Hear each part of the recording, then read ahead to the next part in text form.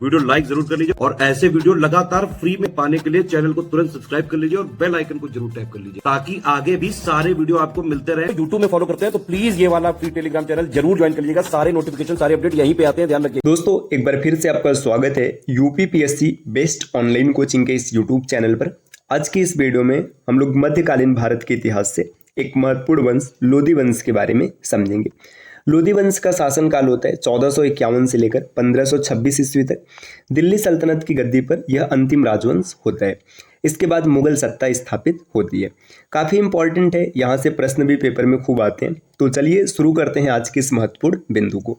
इससे पहले ज़रूरी सूचना यह है कि अगर आप यूपीपीसीएस 2025 या फिर आरओ की कंप्लीट प्रिपरेशन करना चाहते हैं तो आप टीम के पेड कोर्सेज को ज्वाइन कर सकते हैं, जिसके लिए आप इनमें से किसी भी नंबर पर कॉल या फिर व्हाट्सएप कर जानकारी प्राप्त कर सकते हैं। ये ज्ञान सर का व्हाट्सएप नंबर है, आप यहाँ से व्हाट्सएप के माध्यम से भी जानकारी ले सकते हैं। अब बढ़ते हैं आगे क्लास की ओर। देखिए यहाँ पर लोधी वंश के बारे में, शासकों के बारे में बताया गया, इनकी कालावधि क्या रही है और पीसीएस इनमें क्या था जो पेपर में प्रश्न बनेगा। बहलोल लोधी लोधी वंश का संस्थापक होता है जो कि 1451 से लेकर 1489 ईस्वी तक शासन करता है। इसकी उपाधि है गाजी और इस्लाम खां। तो गाजी और इस्लाम खां दो प्रमुख उपाधि है, याद रखिएगा। प्राचीन काल में बिंदुसार तथा मध्यकाल में बहलोल लोधी सिजेरियन तकनीकी से जन्म लेने वाले शासक थे।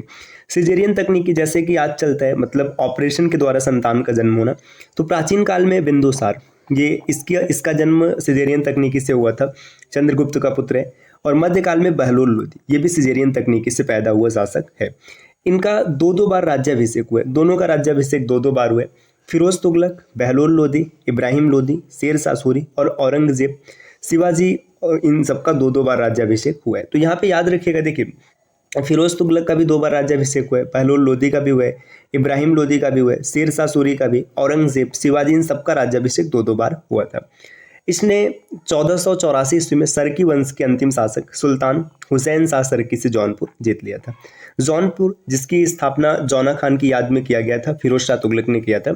इस पर सरकी वंश का शासक होता है, तो सुल्तान हुसैन शाह सरकी को परास्त कर ये जौनपुर विजिट कर लेता है। आगे अब सिकंदर लोधी का शासन होता है 1489 से लेकर 1527 ईस्वी तक। इसका उपनाम गुलरुखी था, ये पेपर में कई बार आया हुआ है। सल्तनत काल में सबसे अच्छी गुप्तचर व्यवस्था सिकंदर लोधी के समय में थी। अगला शासक होता है इब्राहिम लोधी, जो कि लोधी वंश का और दिल्ली सल्तनत का अंतिम शासक होता है। 1517 से लेकर 1526 ईस्वी तक इनका शासन चलता है। देखिए यहाँ युद्ध क्षेत्र में मरने वाला एकमात्र सुल्तान था। इस बाबर ने इब्राहिम लोधी को अनपरखा, सुरमा और कंजूस कहा। देखिए पानीपत की लड़ाई होती, पानीपत का प्रथम युद्ध बाबर और इब्राहिम लोधी के बीच में होता है, तो इसमें इब्राहिम लोधी परास्त होता है और मारा जाता है। यहाँ पर एक चीज़ और देखिएगा, सिकंदर लोधी ने आगरा नगर की स्थापना किया था, तो ये प्रश्न भी पेपर में बन सकते हैं। अब कुछ महत्वपूर्ण तथ्य यहाँ पर आगे दिए गए। देखिए लोधी वंश की राजधानी 1451 से 1506 अर्थात 56 वर्षों तक दिल्ली रही थी। इसके बाद 1506 से 1526 20 वर्षों तक आगरा रहा था। देखिए जब आगरा सिकंदर लोधी के द्वारा स्थापित किया जाता है तो राजधानी चेंज करके आगरा किया जाता है। सिकंदर लोधी वंश का सबसे महत्वपूर्ण और शक्तिशाली शासक था। वह पहला अफगान वंश था जिसने दिल्ली पर शासन किया। इसके पश्चात द्वितीय अफगान वंश की स्थापना शेर शाह ने किया था। तो सिकंदर लोधी पहला अफगानी था जो दिल्ली सल्तनत पर शासन करता है। फिरोज तुगलक, बहलोल लोधी, इब्राहिम लोधी, शेर शाह सूरी, औरंगजेब, शिवाजी, अब नाम आपने पीछे पढ़ा है, इन सब का दो बार राज्याभिषेक हुआ है, यही पॉइंट यहाँ पर दिया गया। सिकंदर लोधी ने पुनः सैनिकों का हुलिया, चेहरा लिखने और घोड़ों को दागने की प्रथा को जारी किया था। आगे दिया है कि सिकंदर लोधी ने 500 बंदियों के साथ जैन हंस सूरी की प्रार्थना सुनकर मुक्त कर दिया था। सुल्तान ने जैन भिक्षु जम्बूजी को गोदान दिया था। देखिए जैन जो मतलब हंस सूरी, इनके साथ 500 और बंदी थे, इनकी प्रार्थना सुनकर के इन सबको मुक्त कर देता है। सिकंदरा नामक गांव सिकंदर लोधी ने बसाया था। इसी सिकंदरा को अकबर ने बहिस्ताबाद किया। देखिए सिकंदरा ये गाँव सिकंदर लोधी ने बसाया, बाद में इसी का नाम बहिस्ताबाद अकबर के द्वारा किया गया। इब्राहिम बहलोल लोधी के समय में ग्वालियर के शासक कीर्ति सिंह, जो कि रायकरण के नाम से भी जाना जाते थे, सिकंदर लोधी के समय में मान सिंह तथा इब्राहिम लोधी के समय में मान सिंह और उसी के समय मान सिंह का पुत्र विक्रमादित्य भी होता है। तो बहलोल लोधी में के समय में मतलब ये समकालीन शासकों के बारे में बताया गया। ग्वालियर के शासक कौन होते हैं? कीर्ति सिंह। और जब सिकंदर लोधी का समय आता है तो मान सिंह हो जाते हैं, और इब्राहिम लोधी के समय में मान सिंह रहते हैं और कुछ समय बाद उनका पुत्र विक्रमादित्य बनता है। अब यहाँ पर एक एक शासकों के बारे में दिया है।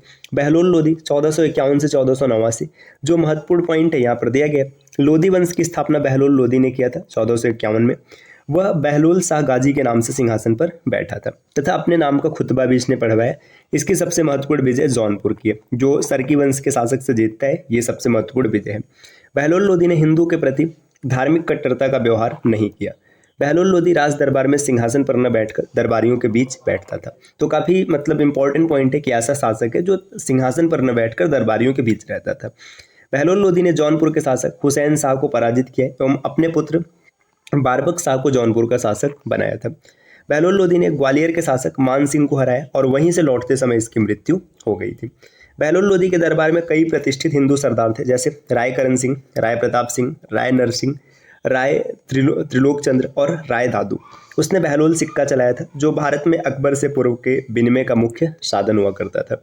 बहलोल लोधी ने अपने मृत्यु से पहले अपने तीसरे पुत्र निजाम खां को अपना उत्तराधिकारी नियुक्त कर दिया था, किंतु कुछ सरदारों ने इसका विरोध किया, जिसका मुख्य कारण था कि निजाम खां की मां जयबंद एक सुनार की पुत्री थी।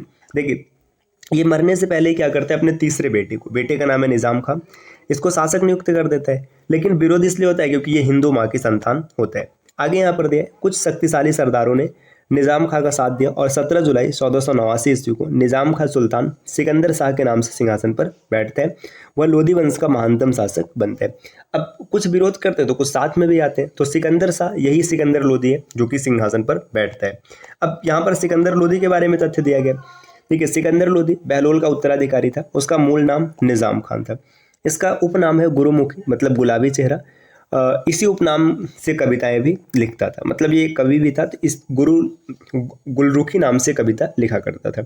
इसका राज्याभिषेक काली नदी के तट पर के कुस्के फिरोज में हुआ है। सिकंदर लोधी ने भूमि मापन हेतु गज सिकंदरी पैमाने की शुरुआत की। तो गज सिकंदरी सिकंदर लोधी ने शुरू किया। सिकंदर लोधी ने 1504 ईस्वी में आगरा शहर की स्थापना की और 1506 में आगरा को राजधानी बनाते हैं, जो कि अंतिम समय तक दिल्ली सल्तनत की राजधानी रहती है। सिकंदर लोधी ने कुतुब मीनार की मरम्मत करवाई। उसने निर्धनों के लिए निःशुल्क भोजन की व्यवस्था की।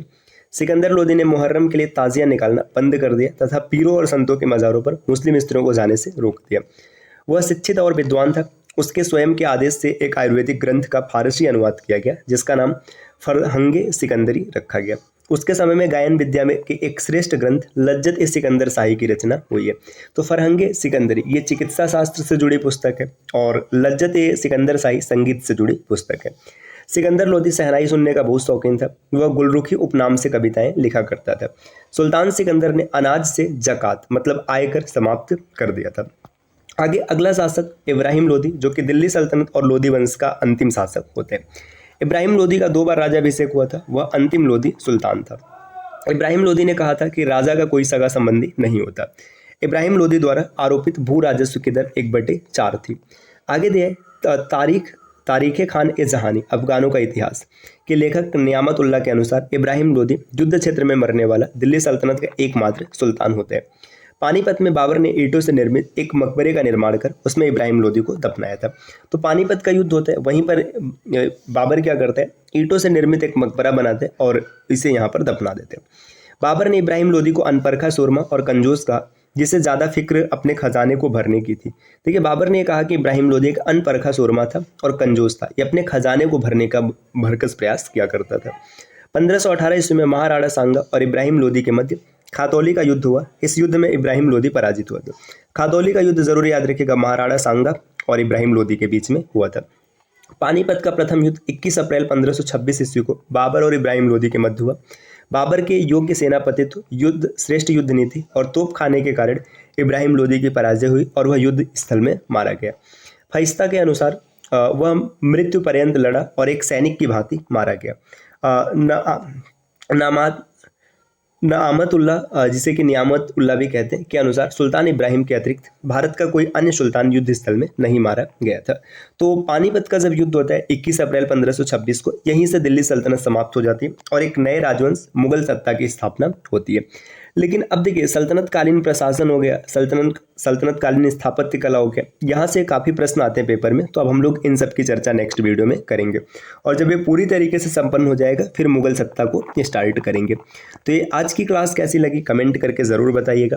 और अगर आप पीसीएस की कंप्लीट प्रिपरेशन करना चाहते हैं तो टीम के पेड कोर्सेज को ज्वाइन कर सकते हैं, जिसके लिए आप इनमें से किसी भी नंबर पर कॉल या फिर व्हाट्सएप कर जानकारी प्राप्त कर सकते हैं।